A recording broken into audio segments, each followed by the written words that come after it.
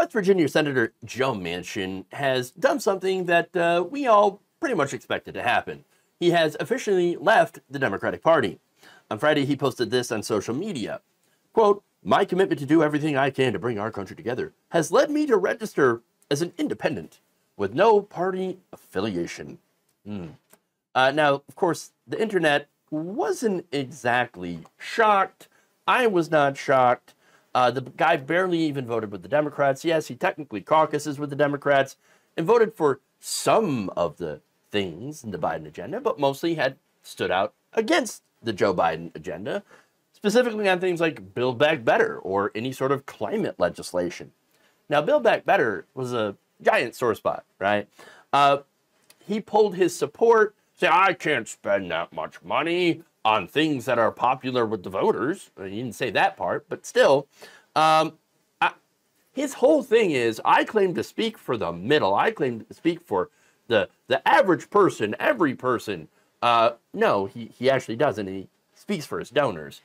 Because when it comes to things that he's blocked, like Build Back Better, it's actually popular with the majority of Americans. Let me show you. Build Back Better remained popular over time. Look at the polling. It's over 60% approval. And that's even after people figured out how it was going to be paid for. This is stuff like expanding Medicare to include, hearing coverage, investing in clean energy, tax credits for families with kids, subsidies for childcare. All this stuff polls incredibly well. But Joe Manchin didn't want it because, again, he works for the donors, which have massively different priorities than the rest of us. There's more. Once again, long-term care investments, popular with the voters, 78% support. Hearing for Medicare, 76%. Workforce development, higher education, 64%. Housing affordability and preservation, 63%. Clean energy and jobs, 62%.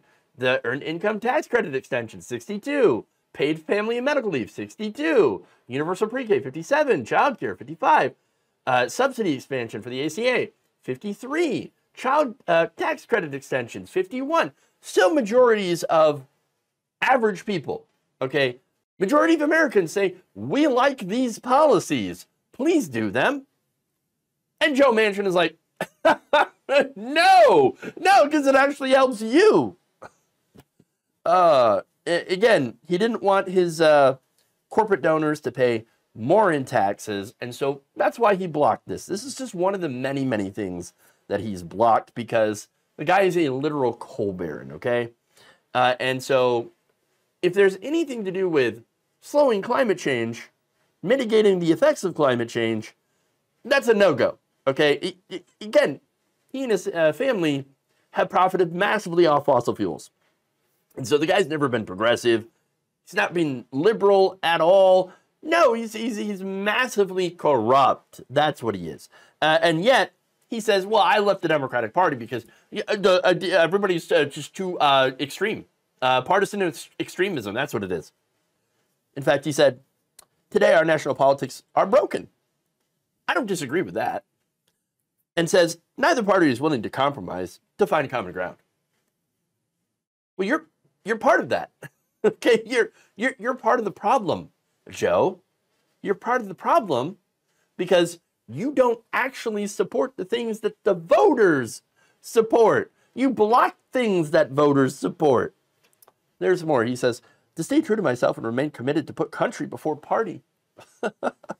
I've decided to register as an independent with no party affiliation, continue to fight for America's sensible majority. Nothing that Manchin has done has ever been in the interest of the sensible majority. No, it's always been in the interest of his donors. But let's talk about compromise for a minute, right? So he says, oh, neither party would compromise.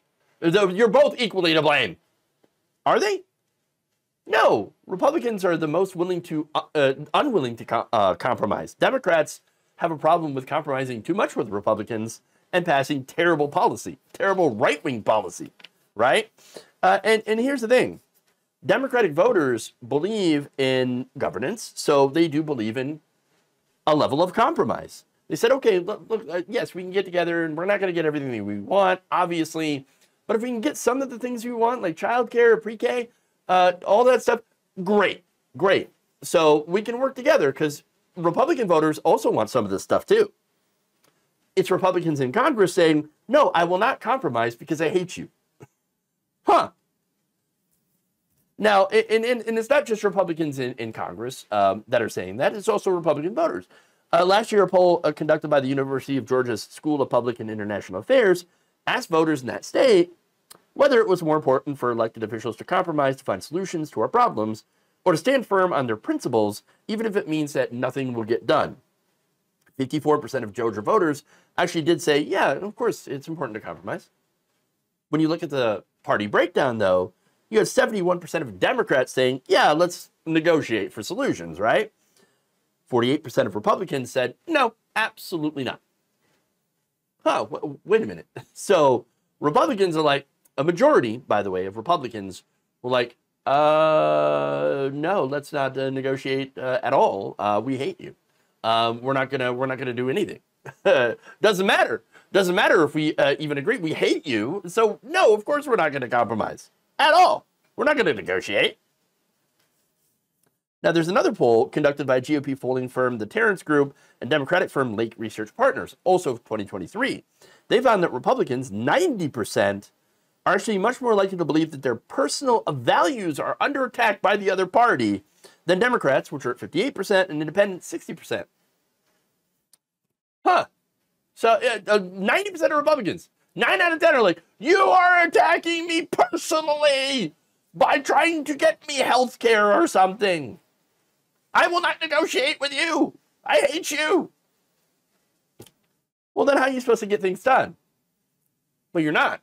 And this, of course, is engineered by the politicians and right-wing media who are funded by right-wing billionaires.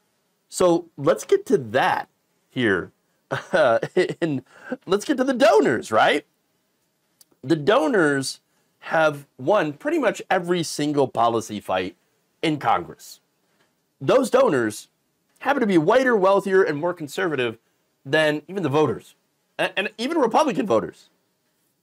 In fact, according to Stanford Graduate School of Business political economist Neil Malhotra, the donors, not only are they running the show, which we know, but they're more extreme than ever on economic issues. And by extreme, we mean right-wing extreme. Quote, if you look at Republican donors, they have much more extreme views than ordinary Republicans on economic issues, such as taxation, the redistribution of wealth, and spending on social programs. For example, a good number of Republican voters want universal health care, but very few Republican donors want that. On the other hand, Republican donors and voters have very similar views on social issues, such as abortion and gay marriage. They are not out of line in that area. Oh, well, or that arena. So yeah, they're both very socially conservative, obviously, gay people, trans people, whatever. But on economic issues, Republicans are like, healthcare? Yeah, I like healthcare.